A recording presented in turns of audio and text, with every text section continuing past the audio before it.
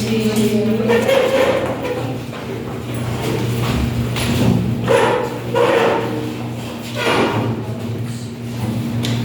vocês estão? Muito bem. Feliz de ter a turma assim cheia. Eu sei que foi difícil chegar aqui, né?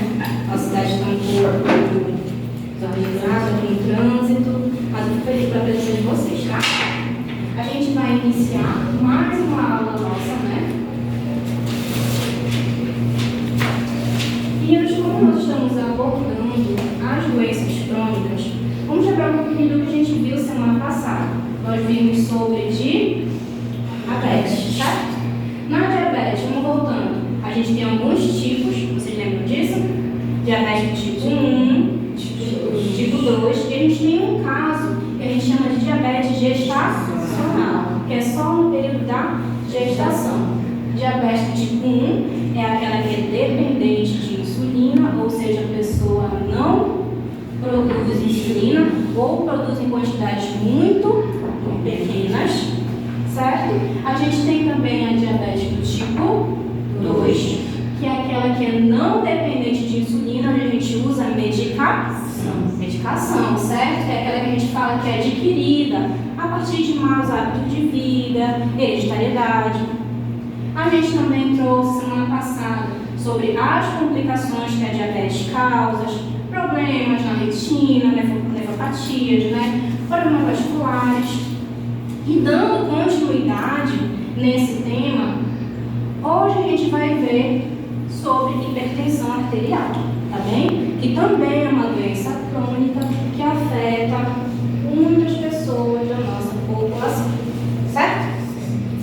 Meninos, fazendo uma analogia bem simples, a gente vai começar entrando na anatomia e fisiologia. Depois a gente passa para a patologia. Depois a gente vê a medicação, que seria o tratamento, certo? E por último, eu vou ensinar vocês a como a gente pode estar aferindo essa pressão arterial, certo? Certo. Vamos lá, meninos.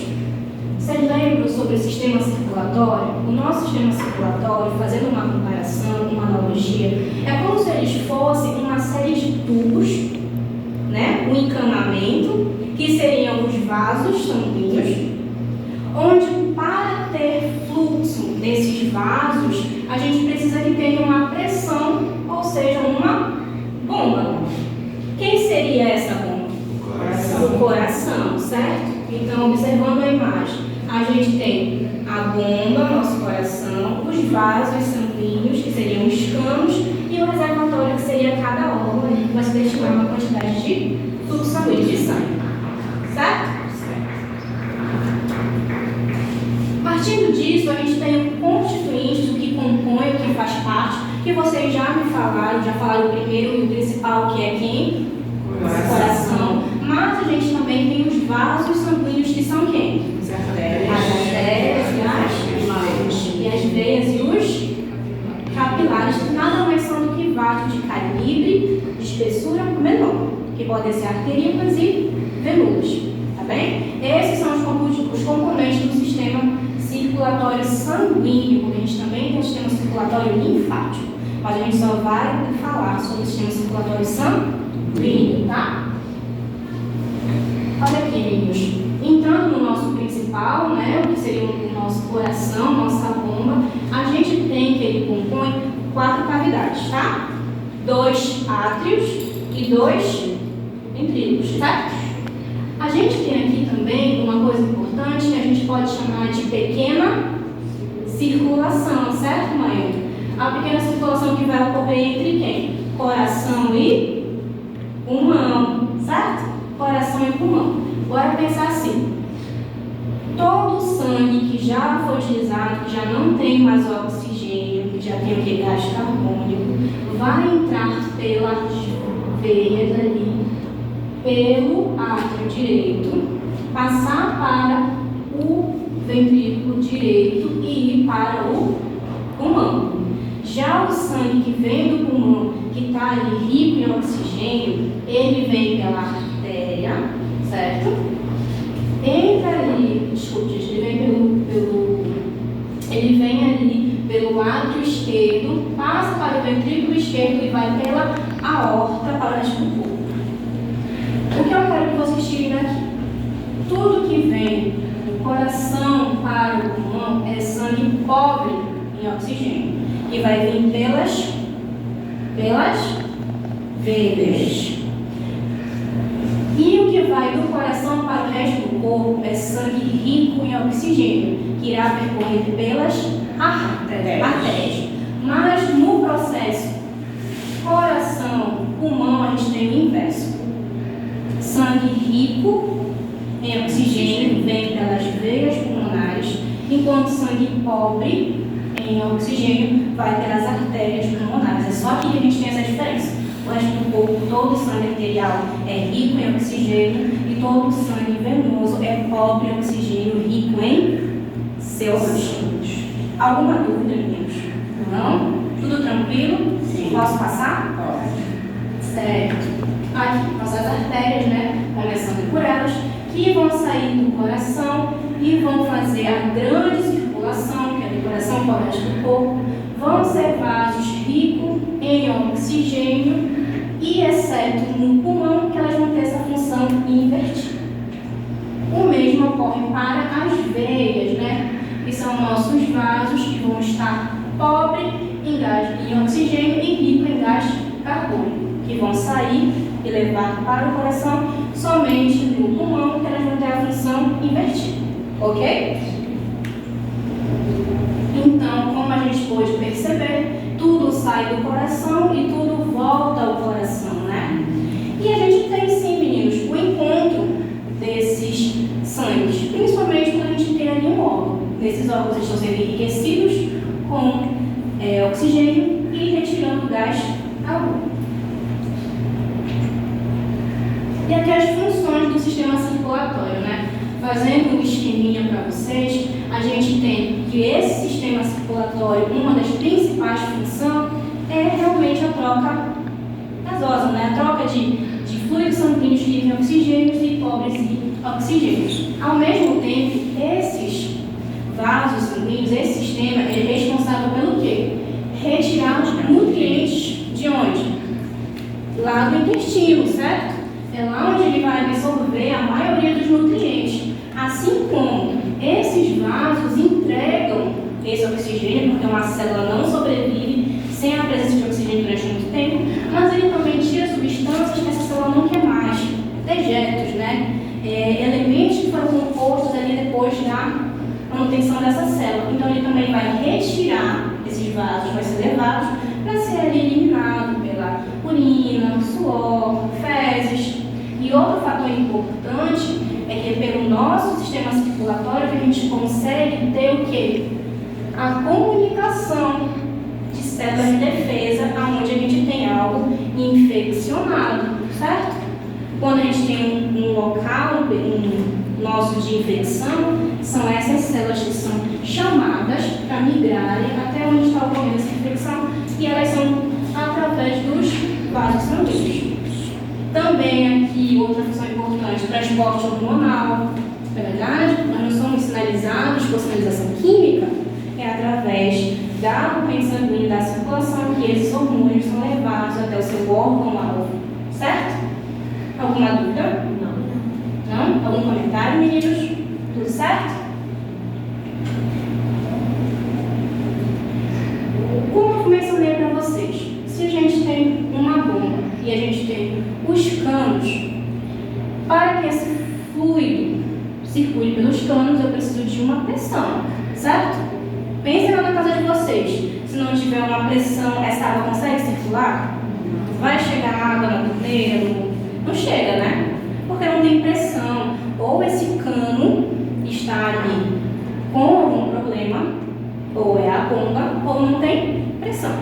Mas para que ocorra nos nossos vasos o fluxo sanguíneo, a gente precisa de pressão arterial.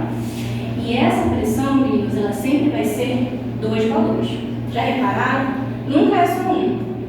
Diferente da glicemia, né? Glicemia a gente sempre consegue ter um único valor. Aqui não, a gente sempre tem 2. Por que a gente tem 2 valores sempre? Porque o nosso coração ele faz 2 movimentos. Você lembra o nome dos movimentos? Sístole e diástole. Exato, sístole e diástole. os dois ventrículos, eles vão contrair. Quando eles contraem, eles vão aumentar esse fluxo sanguíneo, levando uma pressão máxima numa das artérias mais importantes do nosso corpo, que é a aorta. Essa pressão máxima de aperto a gente chama de sístole, ou seja, é a pressão sistólica, que é a maior, correto? Só que depois a gente tem o segundo movimento, que é o de diástole, né, que é de relaxamento. Então, esse fluxo sanguíneo volta a circular e a gente tem uma pressão menor na aorta. E a gente tem o segundo valor, que ele é sempre menor, certo? Então, por isso que a gente tem 130 por 90 milímetros de mercúrio. Porque aqui eu tenho a minha pressão sistólica e a minha pressão diastólica. Deu para entender, meninos, esse movimento? E por que a gente tem duas? E por que o nome é pressão arterial? Porque aumenta a maior pressão na aorta. Depois diminui essa pressão na aorta. Certo? Podemos passar? Sim. Por isso, essa pressão sanguínea, ela é constante, ela é normal no nosso corpo, ela é natural. Mas quando a gente tem, a partir de uma tabela de normalidade, uma pressão abaixo do que seria ideal, a gente fala que a gente tem uma pressão baixa, que a gente pode chamar também de hipotensão. E quando essa pressão ela é mais alta do que o recomendado, a gente vai ter hipertensão. Grave isso. Sempre o que for hiper é muito e o que for hipo, pouco. Então, se eu falar hiperglicemia, muita glicose. Hipertensão, pressão alta, certo? Hipoglicemia, glicose baixa. Hipopressão, pressão baixa, correto? E aí a gente vai ter sinais e sintomas diferentes para cada um.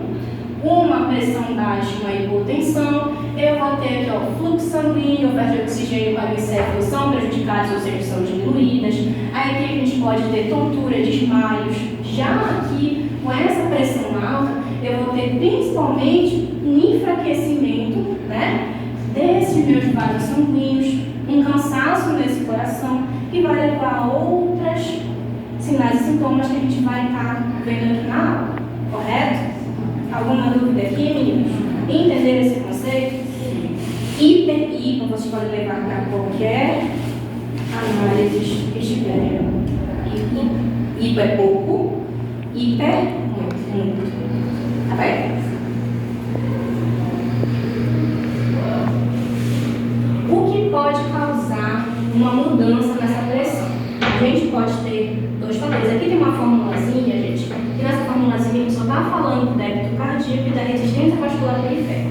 O que significa isso? O que vai mudar a minha pressão arterial? Principalmente, meninos, se a minha resistência vascular periférica estiver alterada. O que significa isso? Se eu, por acaso, me estresso, um pico de adrenalina, os meus vasos vão ganhar uma maior resistência. Eles vão fechar, certo? Ao mesmo tempo, se eu fumo, se eu bebo, eu vou lesionar esse endotélio dos vasos, vou fazer ali com que tenha ali uma rigidez que vai fazer com que isso prejudique a minha resistência vascular periférica e ela prejudicada faz a minha pressão aumentar. Pense numa mangueira. Quanto mais vocês fecham o diâmetro daquela mangueira, a pressão está maior ou menor? Maior. Tá perto a boquinha da mangueira, não sai? Fica mais forte. Fica mais forte. Enquanto quanto maior o diâmetro da mangueira, vai ser mais fraco. Mas a gente pode ter sim também mudanças no coração, nesse débito cardíaco, ou falta de fluxo sanguíneo. Bora pensar uma pessoa que está ali com um corte, está tendo ali uma hemorragia, menos fluxo sanguíneo, o coração dela vai bater menos. Então, provavelmente, essa pressão vai cair. Entenderam? Então, o que mexe com a pressão arterial é principalmente o débito cardíaco e a resistência vascular periférica. Essa resistência vascular periférica, a gente prejudica maiores hábitos de vida, tabagismo, alcoolismo, alimentação irregular, sedentarismo. Ela é o principal prejudicador indicador da pressão arterial, tá? Alguma dúvida? Não? Posso passar? Pode. Certo. Aí olha aqui, eu trouxe uma imagem para vocês. Aqui são termos técnicos que a gente usa, tá, meninos? Quando esse vaso, vocês conseguem ver aqui o calibre do vaso? Isso aqui é a normalidade. Quando ele está vasodilatado, ele está maior do que o normal. Quando ele está vaso construído, ele está menor, certo?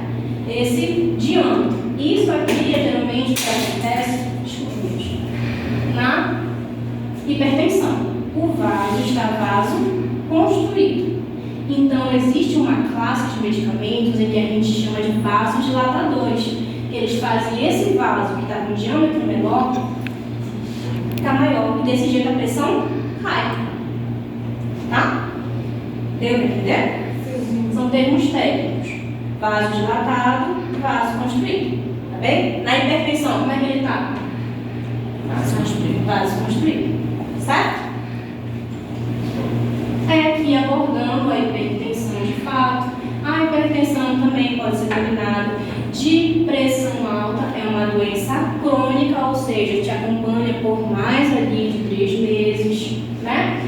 É caracterizado por uma pressão sistólica igual ou maior que 140 e uma pressão diastólica igual ou maior que 90, certo? Nesse caso da hipertensão, eu vou ter o quê? Meu coração tendo que exercer um esforço maior do que o normal, ou seja, quanto mais esforço esse coração faz, não pode chegar uma hora que ele vai parar, que ele vai ter uma insuficiência cardíaca. Aí a gente já vê uma das problemáticas da hipertensão. Ao mesmo tempo, as paredes das artérias vão ficar mais espessas. Só que isso não quer dizer que é bom, porque elas vão ficar mais rígidas, elas vão perder elasticidade. Então, esse fluxo sanguíneo vai precisar fazer um esforço maior para passar. E aí eu posso ter o quê? Uma ruptura, né? Não posso ter uma ruptura desse vaso? Está todo tempo ali sofrendo agressão? Não posso ter pequenas rupturas onde pode se agregar gordura? Não é esse medo que a gente tem ali, um infarto, um AVC, certo? Justamente por causa das problemáticas que uma hipertensão causa no coração e nos vasos. Vocês sabiam que a classificação de pressão normal mudou? Sim. Sabiam disso? Então, vocês estão atentos. Mudou agora em 2025. Antigamente, a gente considerava uma PA normal, ideal, igual a 120. Hoje em dia, a gente considera uma pressão arterial na normalidade menor, por isso que está o sinal, tá vendo? Menor que 120. Tá vendo que a boquinha está apontada para 120? A boca do jacaré sempre aponta para o menor. Ou seja, só é considerada uma pressão normal menor que 120 e menor que 80. Então, nesse caso agora, normal só é por causa dos 111 por 8. É normal. É considerada normalidade. Aí se já tiver 12, já não é mais. A gente já considera ali como a normalidade, né? Por quê? Por que mudou? Porque a gente já consegue diagnosticar de forma precoce. Se já está dando 120, 121, 122, a gente já pode entrar aí com tratamento não farmacológico para melhorar. Porque você já não está na normalidade. Você já tem ali uma preocupação para melhorar os seus hábitos para tentar diminuir. Foi para conseguir melhorar o tratamento, para não ter tanta população. Então, eu acho que agora vai aparecer mais gente assim, para a gente ver como está a porque sociedade. ainda está 120, né? Exatamente. Vai ter uma preocupação maior. Porque quando der 120, você já vai começar a se preocupar, 121, 122. Vai começar a se preocupar em regularizar essa pressão. Porque o que a gente considera normal é abaixo. Dificilmente dá. Dificilmente, né? Mas a gente tem as outras classificações, vocês lembram? Ainda existe o pré-hipertenso, que vai de 120 a 139, ou seja, se deu 121, já é considerado pré-hipertenso. Né? A gente tem também aqui, ó, hipertensão estágio 1, de 140 a 159, em 90 a 98 da pressão diastólica, a de estágio 2, 160 a 179, de 100 a 109, e a hipertensão estágio 3, maior ou igual a 180, ou seja, se der ali 190, hipertensão estágio 3. E igual ou 110. Certo? Mudou a classificação. Tem essa diretriz que eu posso passar ao final para vocês. Veio com atualizações sobre manejo, sobre tratamento farmacológico e veio com essa nova classificação. Então, até 2024, 2025, já tem uma nova tabela. Tá vendo? Você já ouviu falar sobre hipertensão do avental branco e hipertensão mascarada? Não? A hipertensão do avental branco é aquela pessoa que a pressão média residual dela, que é a pressão que ela tira em casa, né? Aquela que ela faz 3 aferições pela manhã e 3 pela noite, dá normal, dá na normalidade. Mas quando ela vai no consultório, a PA tá lá em cima, porque ela fica nervosa, às vezes mora longe. Isso a gente chama de hipertensão do avental branco. Quando eu tinha minha consulta do pré-natal, né, eu já ficava com medo. Eu já ficava nervosa, né? Porque quando eu chegava, já estava alta. Sem interação, já ficava aquele medo. Até hoje, quando eu vou medir, eu tenho medo. Eu fico com isso, já vai dar alta. A semana retrasada eu fui me consultar, deu 14/9. Aí o enfermeiro perguntou: você chegou agora? Eu falei: não, já tinha mais de meia hora que eu estava lá. Não já era para ter, né? Mas é uma ansiedade, é um estresse. Já ficou assim, já. Que vai fazer essa pressão aumentar. Mas por isso que a gente não considera somente através de uma verificação, né? Tem que fazer ali, avaliar também a pressão média residual, assim como o mapa, né? Para você ver com monitoramento. Você está em casa, está no aparelho, a gente consegue ver se essa pressão oscilou. Mas também tem o contrário também. Tem pessoas que têm hipertensão, mas quando é feito lá no consultório, a PA é normal. Minha tia também, ela foi fazer uma cirurgia canal, né? E ela aplicou, né, anestesia. Agora ela chegou em casa, ela já chegou passando mal. Quando eu fui verificar, estava dando 9/8. Baixou. Estava muito baixo. E não saía disso. Tomava remédio, mas muito mal mesmo. Aí depois a gente lembrou que era por causa da medicação. A anestesia também, ela achava também que fosse anestesia. E foi isso mesmo, acho que mexeu. Existem alguns medicamentos que têm essa ação também, o estresse, né, a ansiedade. Então a gente tem a hipertensão mascarada, aquela pessoa que ela é hipertensa, mas quando ela chega no consultório, é normal. Aí tem que fazer um monitoramento, um mapa, tem que fazer a pressão média residual, para a gente ter ali uma comprovação correta de que a pessoa é hipertensa ou não, tá? São essas duas condições que são interessantes: hipertensão arterial, hipertensão do avental branco e a mascarada. Deu para entender, gente? Tudo certo? Aí aqui eu trouxe os fatores de riscos, né? Que podem influenciar na hipertensão arterial. Psicossociais, né? Urbanização, poluição, estresse, sobrepeso, obesidade, também é um fator decisivo na hipertensão. Sedentarismo, muita ingestão de sódio e pouca ingestão de potássio. Quando o sódio entra, o potássio sai. Quando o potássio entra, o sódio sai. Então, às vezes, a gente acaba invertendo, né? Consumindo muito sódio, pouco potássio. Distúrbios do sono. Se eu não durmo bem, isso influencia na minha pressão? Sim. E não adianta só dormir, tem que ser um sono de qualidade. Eu vou dormir, mas vou dormir 3 horas por dia. É um sono de qualidade. Não é verdade? E é que mais a gente faz, né? A gente prioriza outras tarefas do dia ao invés do nosso sono. Outros, nossos ambientais. Viver em locais de estresse, viver em locais de ambientes tóxicos, sob pressão, vai influenciar diretamente a sua pressão arterial. Alcoolismo, também. Tabagismo, também. Idade.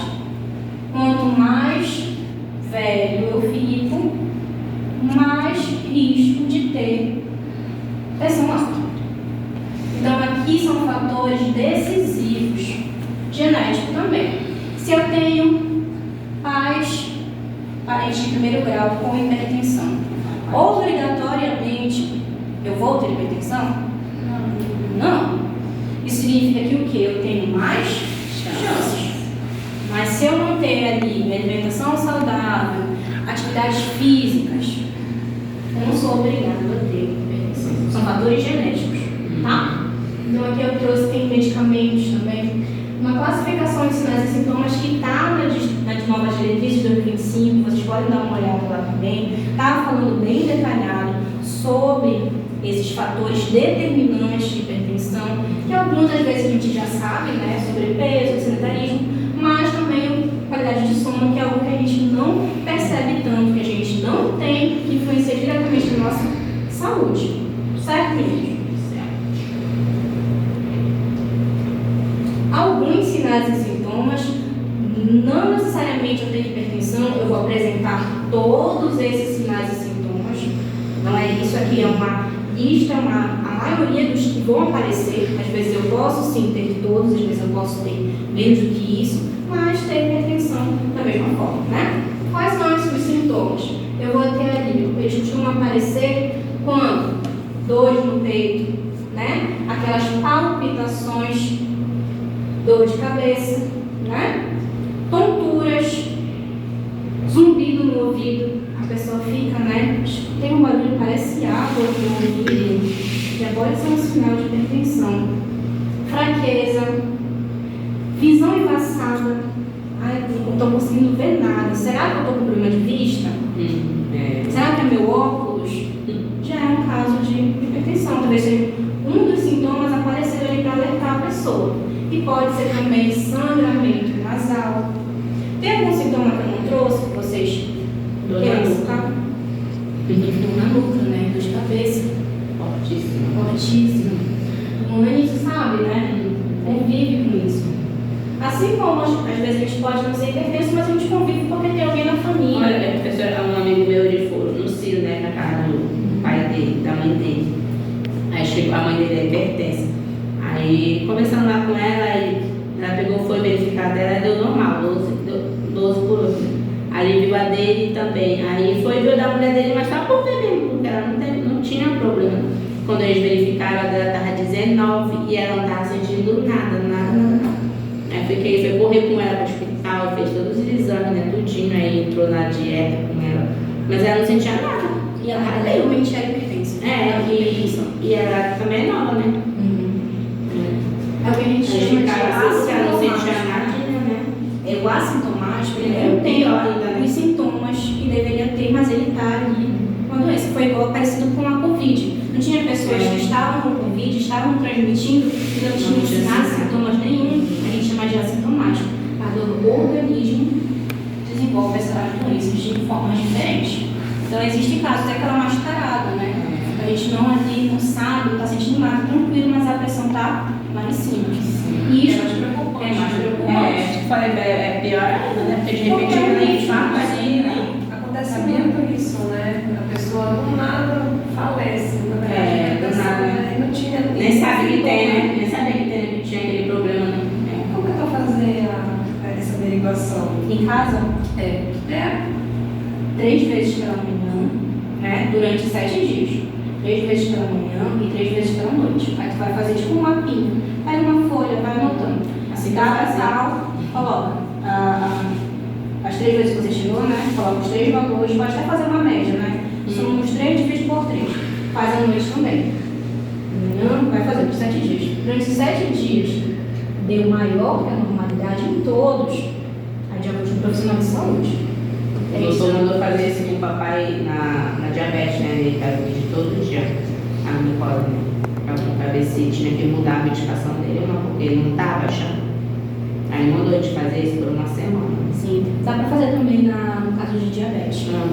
Até porque fica complicado a pessoa ir todo dia lá no consultório, a gente consegue fazer em casa. Vai comprou, Tem que fazer em jejum, não necessariamente em jejum, né? Você só não pode ter consumido durante 30 minutos café, né? Refrigerantes, ter feito ali uma caminhada, tem que seguir o mesmo protocolo no consultório. 3 de manhã e 3 da noite. Estar ali sentado, tranquilo, não pode falar, né? Braço ali na altura do peito, mesmas condições que seria feito no consultório. Professor, e tem outro motivo do sangramento nasal? Tem. Sangramento nasal não necessariamente é só um sinal e sintoma de... É porque eles são meio diferentes. Agora, de vez em quando, está sangrando ali, não sei também se é por conta da... Mas de vez em quando ele dá aquela... Sim, pode ser ressecamento, pode nasal, pode ser infecção, rinite. Então, esses sinais e sintomas não são exclusivos da hipertensão, não é isso? A gente geralmente tem um associado ao outro. Sangramento nasal, né, pode ser outros fatores, como ali infecções, né, introdução de algum objeto, a irritação na mucosa, tu tá indo para ambientes muito frios, pode ser isso, tá? Aqui são só alguns relacionados. E a gente vê que a maioria são muito genéricos, né? Várias doenças podem apresentar esses sintomas. Complicações, né, que a hipertensão pode causar: acidente vascular encefálico, AVE, infarto, insuficiência cardíaca, certo? Aneurisma arterial, insuficiência renal. A gente vê, né, tantos pacientes que eles evoluem. Começa com diabetes, hipertensão renal. Porque são doenças causadoras de doenças. Aí a pessoa vai a óbito por AVE, mas começou com o quê? Com hipertensão. Uma hipertensão mal controlada, né? Sem modificação de hábito de vida, de qualidade de vida, só vai prejudicando a pessoa no decorrer da vida. Aí ela tem uma complicação maior e vai a óbito. Ou fica ali durante muito tempo doente, né? Deu para entender, meninos, as complicações? A gente vê, né? Eu nem preciso citar um exemplo para vocês. Com certeza vocês têm exemplos da rua de vocês, de familiares de vocês, que infelizmente foram a óbito por causa dessa doença. Por isso que a gente tem, quanto mais conhecimento a gente tem, mais a gente consegue instruir, principalmente vocês que vão atuar ali em drogarias, que vão estar ali, né, com a comunidade, que vão instruir, que vão aconselhar, que vão passar o medicamento. São vocês que têm esse conhecimento de alertar, de explicar, para que a gente não tenha mais casos e casos de evolução de hipertensão, levando pacientes a importância, né, do curso de vocês, da profissão de vocês. Prevenção, né? A gente tem alguns tipos de prevenções que a gente pode ter na hipertensão arterial. Como assim? Pode ser aqueles que vão me permitir que eu não tenha hipertensão e são aqueles que vão controlar a minha hipertensão. E a gente fala que são processos que eu consigo mudar. Eu consigo mudar a minha genética? Não, não consigo. Consigo mudar a minha idade? Não consigo. Então eles não são modificáveis. Esses aqui eu consigo mudar, certo? São quais? Alimentação. Uma alimentação mais saudável, com menos gordura, com menos sódios, menos embutidos, menos enlatados, né? Alimentos mais in naturas, gorduras boas, reduzir o consumo de sódio, reduzir também o consumo de álcool, né? O sódio eu consigo, né? O álcool vamos conversar, professor. Ingestão a mais de alimentos com potássio, né? Um exemplo, banana, combate ao sedentarismo. Professor, eu não consigo ir para a academia todo dia. Tudo bem, mas será que a gente não consegue fazer uma caminhada? Não consegue fazer uma ginástica? Chama a Rafa, bora fazer uma natação, uma hidroginástica, né? Bora fazer ritmo, chamaria ali, bora fazer correr, fazer ali, pegar uma bicicleta, né? A gente faz aquilo que a gente pode. Não consigo todos os dias, 3 vezes na semana. Tenta ter uma rotina. Porque vocês estão fazendo isso para vocês, não é para ninguém mais. É para o corpo de vocês. Certo? Quem merece mais amor do que vocês? Por vocês mesmos. Não é verdade? Combater o tabagismo, parar de fumar, praticar atividades físicas, redução e controle de peso. Praticando atividades físicas, melhorando a minha alimentação, automaticamente já consigo reduzir o peso. Não é fácil, né? Mas o importante é começar. Exatamente. É o primeiro passo. É começar. Saber ali o que eu preciso mudar. Primeiro a gente tem que reconhecer o que a gente está fazendo que pode ser mudado. Tirar açaí. É difícil. Na nossa região é difícil tirar açaí, né? Gerenciamento do estresse. Talvez eu não consiga mudar o ambiente em que eu estou, mas eu tento mudar como eu reajo a isso, né? Difícil, né? De todos manter ali o estresse regulado, mas com trabalho, dando prioridades a vocês, a gente consegue controlar o nosso estresse. Tem situações que eu não consigo mudar. Vale a pena ficar me estressando? Não, né? Então eu tento gerenciar o meu estresse. A própria praticar atividades físicas já é um gerenciamento do estresse. Eu não consigo, mas eu posso pintar. Eu amo pintar, né? Eu amo ler sobre perfumes, madeiras. Já é uma terapia. Eu controlo o meu estresse conversando com a minha família, cuidando da minha filha, saindo com minhas amigas. Não vou abrir mão de todo sábado eu saio com minhas amigas para gerenciar o meu estresse. Você não está fazendo isso só ali como um hobby, você está fazendo isso para a sua saúde, pelo seu bem-estar. Garantir o seu tempo de sono e qualidade de sono. Não é só o tanto que eu durmo, mas também a qualidade desse sono. Porque não adianta, eu vou dormir à tarde, eu dormo só um pouquinho, né? Eu conheço vocês, mas sabe a verdade? Eu vou dormir 8 horas, mas eu vou acordar mais de 3 vezes. Mas ele não eu? Não, quando viaja, né? A recuperação de ontem. É verdade. Nosso sono a gente estava deixando seguro, mas aí quando a gente vê que faz um bem imenso para a nossa saúde, né? Se a gente puder controlar o nosso sono, a gente controla, dá uma qualidade para ele. Como é que eu posso fazer? Tenta deixar o celular 30 minutos, 1 hora antes, fica ali só na cama, relaxando. Ou então põe luzes apagadas. Som de chuva? Sim, sinfonias ajuda. Colocar a panela dormir. É quando o Pedro está dormindo também, né? Exatamente. E conexões positivas, que é o que eu sei que vocês têm aqui na sala. Um impulsiona o outro, né? De forma positiva, bora fazer ali esse curso, né? Como é que você está? Às vezes uma palavra, amiga, tem uma conexão de alguém que se importa com você, estimula todas essas coisas positivas. Então mantenham conexões positivas uns com os outros, né? Leva para esse lado. Tem que ser. Alguma dúvida aqui, meninos? Posso passar? Pode. Aí aqui a gente já vai entrar sobre os medicamentos, tá, meninos? Antes de eu falar para vocês sobre medicamentos, eu tenho que explicar o sistema renina, angiotensina e aldosterona. Por que eu tenho que explicar isso? Porque existem 2 classes que vão atuar diretamente nesse sistema. Como assim? Bora pensar. Quando a nossa pressão está baixa, o nosso corpo tem um mecanismo natural de aumentar ela. Isso é natural de vocês. Pressão cai, nosso corpo naturalmente tem esse mecanismo para aumentar. Só que na hipertensão, que a nossa pressão já está alta, a gente quer que esse mecanismo continue aumentando?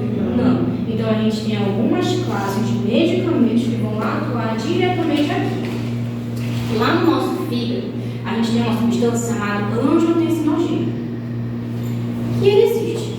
Só que eu tenho que transformar ele em outras moléculas que vão ter ação no meu corpo. Então eu tenho lá no meu rim uma coisa chamada renina. Renina, né? A renina transforma o angiotensinogênio que vem do fígado em angiotensina 1. Ela ainda não é a maior vilã.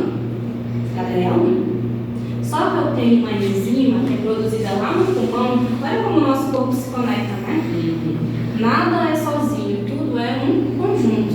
Eu tenho uma enzima que se forma lá no pulmão, que é a ECA. Não é a ECA de nojinho, não. É a enzima conversora de angiotensina. Ela transforma a angiotensina 1 em 2. Essa angiotensina 2, que tem várias ações no meu corpo, entre elas o que? Ela faz o meu músculo vasoconstruir, ou seja, ela diminui o diâmetro. Isso aumenta ou diminui a pressão? Aumenta. Exato.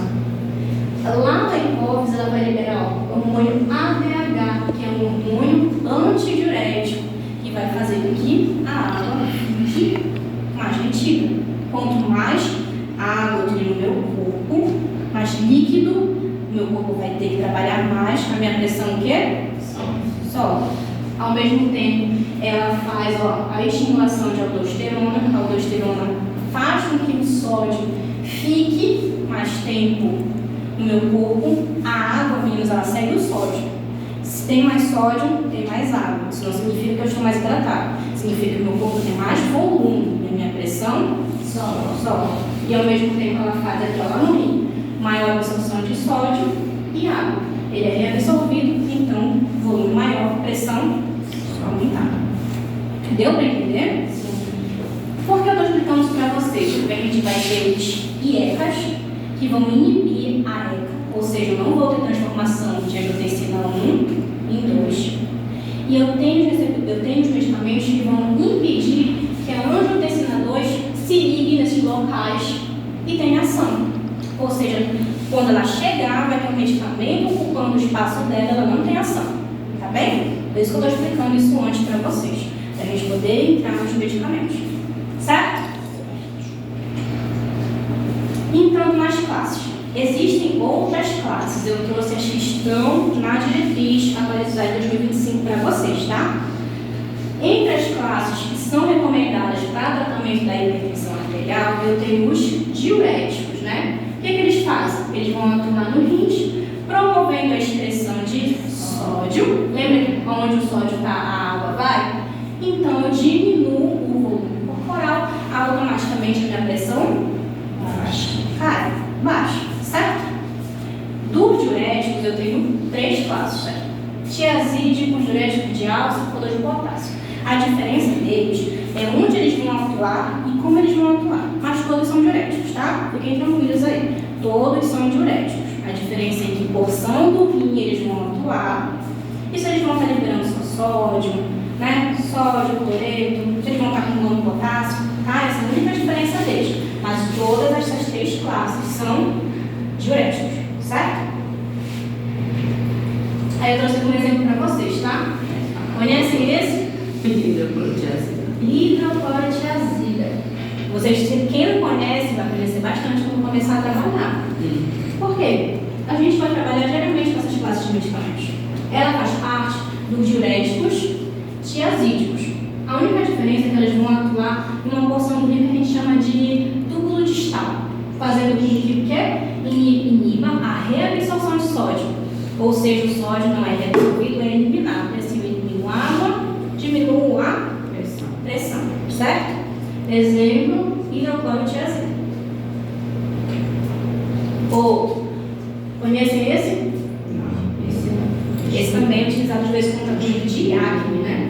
Espironolactona é um poupador de potássio. Lembra que eu falei para vocês? Potássio entra, sódio sai. Ou seja, o que eles fazem é lá nos túbulos distais dos rins, nos ductos coletores, eles inibem a troca de sódio e eles dão potássio. Eles poupam potássio e liberam sódio.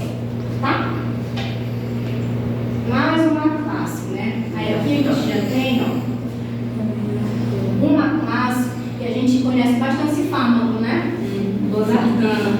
É um dos mais conhecidos. Deixei na bolsa aqui. Tem uma losartana aí? Eles vão bloquear os receptores de angiotensina 2.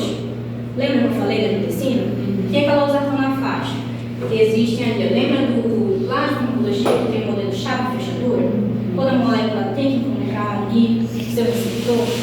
É como se quando a angiotensina fosse chegar, a losartana está ali, ó, conectada. E aí a angiotensina não consegue ter ação. Como ele funciona? Bloqueando o receptor. Não é impedindo ela de se formar, gente. Ela já está formada. Mas o que eu faço? Eu não deixo ela se ligar no receptor dela e não vai ter toda aquela cascata que eu mostrei para vocês. É isso que a losartana faz. Tá? Perceberam como é diferente? Um mecanismo desse para o diurético vai ficar ainda mais diferente. Eu tenho também os bloqueadores do canal de cálcio. Conhece o amlodipino? Não? Mas a gente vai trabalhar com ele. O amlodipino. O amlodipino também vai ser um antihipertensivo. Só que como ele vai funcionar? Lá na musculatura lisa dos nossos vasos, eles vão bloquear o canal de cálcio. Dessa forma, eles vão promover uma vasodilatação. Quanto mais dilatado o vaso está, a pressão vai aumentar ou vai diminuir? Reduzir. Porque a pressão aumenta quando o vaso está construído. Então, os bloqueadores do canal de cálcio vão ter essa função. Já é um terceiro mecanismo totalmente diferente dos outros dois. Não é diferente? Outro, os beta-bloqueadores. Esse aqui vocês conhecem? Propanolol? Esse aqui é outras classes, mas o propanolol, o que ele vai fazer? Aqui existem os beta-bloqueadores, que eles podem ser bloqueadores de receptores beta 1, ou beta 2, ou beta 1 e 2. Fazendo com que estejam bloqueados os receptores, eles vão ter um efeito inverso do que seria. Ou seja, se ativando esses receptores, eu teria um batimento aumentado do coração e uma redução dos vasos. Bloqueando eles, eu vou ter um efeito contrário, ou seja, eu vou ter os vasos dilatados e os batimentos reduzidos. Deu para entender isso aqui? Só nessas classes de medicamentos, vocês conseguiram ver como é diferente o mecanismo de cada um. Dá para entender por que então um paciente toma 3 medicamentos para pressão? Por quê? Porque cada um vai atuar de uma forma diferente. Ou seja, se um paciente toma um diurético e um beta-bloqueador, eles vão ter um efeito sinérgico para promover o efeito de diminuição da pressão, mas de forma diferente. Por isso que eu posso começar com o medicamento, aí essa pressão não foi controlada, aí introduzo o medicamento. Aí tem às vezes pessoas que acham, eu estou tomando medicamento, eu vou tomar mais um. Porque a gente tem um efeito potencializado, um efeito maior. A losartana é mesmo de valsartana? A losartana e a valsartana são fármacos diferentes, mas é o mesmo de aranês. Eu cuido, ele toma losartana, valsartana e captopril. Ele faz um efeito sinérgico, né? Porque provavelmente a pressão dele não é controlada, né? Geralmente começa assim. Muita dor de cabeça, aí eu fui verificar e estava 15, né? A pressão dele, 15 por 10. Aí eu dei a losartana para ele. Aí passou acho que uns 40 minutos, eu fui verificar de novo e ele estava reclamando de muita dor de cabeça. Aí fui ver, aumentou, foi para 17. Aí foi que eu dei o captopril, né? Ou aí que é a Dorflex, eu dei uma Dorflex. Aí eu dei uma Dorflex para ele. Quando foi depois eu fui ver, aí já estava normal, ela estava 11, né? O captopril, eu acho que eu não trouxe no roteiro aqui, mas ele é um inibidor daquela enzima, a conversora de angiotensina. Lembra da ECA? Ele vai inibir ela. Aí não vai ter a formação para 2, porque ainda não tem toda a ação da angiotensina 2. Mas dá para ver, né? Como vocês vão indicar às vezes quando o paciente chegar, mas eu estou tomando 2 medicamentos para pressão, não é a mesma coisa. Aí vocês vão lembrar do mecanismo de ação dos fármacos e vão explicar para essa pessoa que são processos diferentes que estão fazendo, mas que o efeito é tentar diminuir essa pressão. Por isso que eu posso fazer a utilização de 2 medicamentos. Tá? E como aferir a pressão, né? Eu sei que a maioria tem mais conforto utilizando o aparelho digital, né? Ele é mais prático, porém ele é menos sensível. O que acontece? Ele não é auscultatório, você não vai escutar o fluxo sanguíneo quando você libera aquela artéria voltando. Ele é oscilatório, ele vai perceber aquela oscilação. Ou seja, se eu falar, ele vai oscilar. Então pode alterar. Por isso que ele é menos preciso. Esse daqui, ele é mais preciso por isso. Ele é auscultatório, ou seja, eu consigo ouvir fluxo sanguíneo dessa artéria sendo liberada, voltando. A gente vai utilizar 2 aparelhos, né? Vocês conhecem esse? Sim. Estetoscópio, né? Ele é justamente para isso, meninos.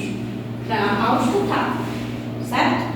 A gente tem aqui o diafragma, campo glandular aqui atrás, onde a gente vai colocar na fossa cubital, aqui nessa dobra do cotovelo, né? E vai conseguir escutar quando o fluxo sanguíneo retornar. E aí eu consigo ouvir, primeiro, uma pressão sistólica e o último, uma pressão diastólica. A gente vai ver mais à frente. E eu tenho também um aparelho, que é o esfigmonômetro, né? Que aqui eu vou aqui, ó, a abraçadeira, né? Eu tenho aqui o relógio e eu tenho aqui a minha pera, onde eu vou inflar, certo? É com a abraçadeira aqui que eu vou obstruir a minha artéria braquial. E quando eu liberar os poucos, estou avisando para vocês, a gente vai ter esse som que a gente pode escutar, quando a gente vai conseguir ouvir a maior pressão e a menor pressão, tá? Vou passar para vocês irem dando uma olhadinha. Quem ainda não teve um contato? Eu acho que a maioria já teve um contato, né? Então todo mundo já está prático ali, profissional. Principalmente Samuel, que participou do CIO, né, Samuel? Olha, paciente.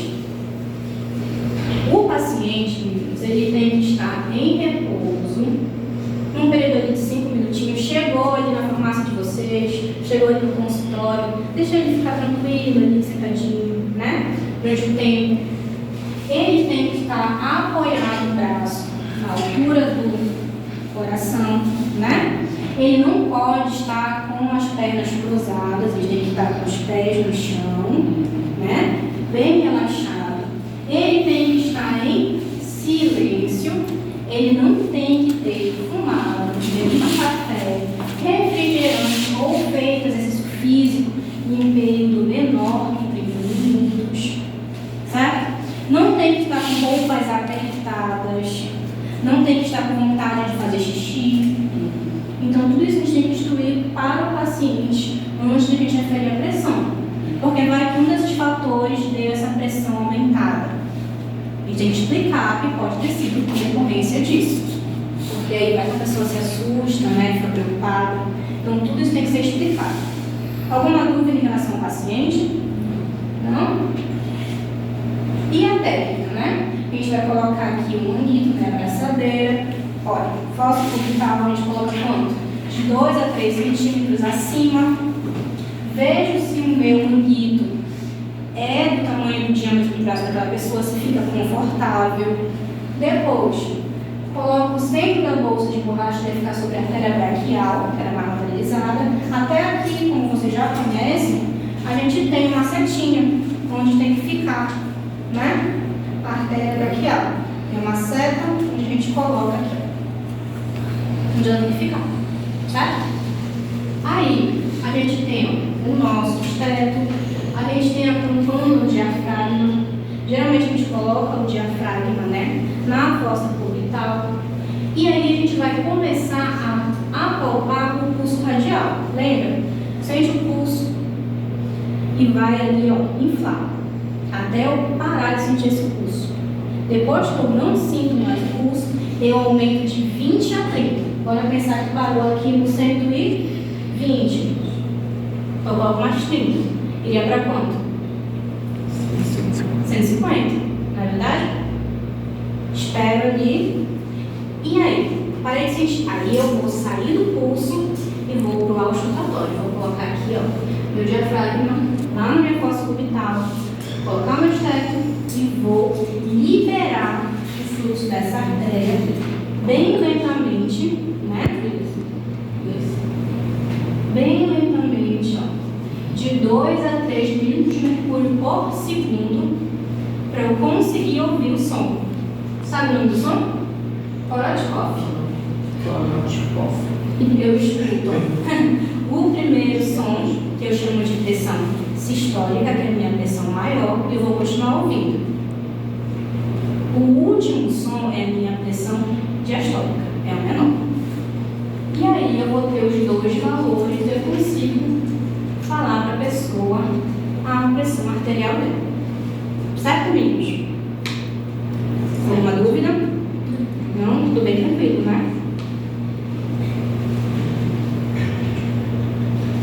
Aí aqui é só um esqueminha do que eu já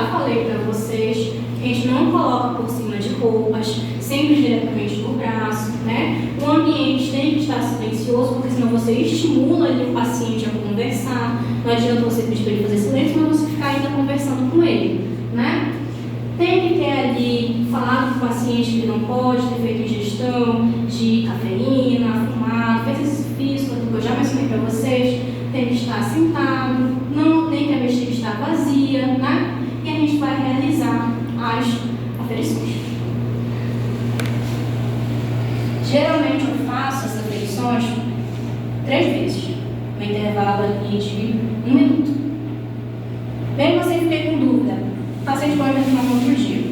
Vai que aconteceu alguma coisa familiar, que está ali deixando ele aflito, então eu posso repetir em outros dias, eu posso pedir, solicitar para ele fazer o acompanhamento em casa. Aí aqui, meninas, só a gente fazendo, né, um resumo, recapitulando tudo que a gente viu na aula. A gente começou com nosso sistema circulatório, onde a gente viu a importância, né, do nosso coração, dos nossos vasos. A gente viu as funções. Depois a gente já aprendeu o conceito de hipertensão arterial, viu os valores de normalidade, do que é valor de hipertensão. Depois disso a gente caminhou para os sinais e sintomas, né? A gente viu também os fatores de riscos associados. A gente viu como melhorar esses fatores, né? Como ele melhorar a nossa saúde vascular. Depois a gente aprendeu também sobre medicamentos. Aprendemos sobre a terapia não medicamentosa, a terapia medicamentosa. E no final a gente aprendeu como aferir a pressão arterial. Certo? Vocês podem fazer um mapa mental ou qualquer ação mental para ficar mais tranquilo na cabeça de vocês. Vocês têm alguma dúvida, meninos? Não? Ficou tudo claro? Certo? Semana que vem a gente retorna, continuando falando de doenças crônicas, certo? Eu solicito vocês que participem das atividades da semana do SEBRAC. Eu, como outros professores, também falando sobre assuntos diversos que são importantes para a área profissional de vocês. Inclusive, está próximo a nossa FNE, né? Onde a gente vai ali indicar o nosso colega Samuel. Falo para vocês também verem isso no livro de Primeiros Socorros, onde a gente vai ter ali uma parte destinada à hipertensão arterial e também vai estar direcionando como fazer essa verificação. Eu desejo a vocês um ótimo sábado e que a gente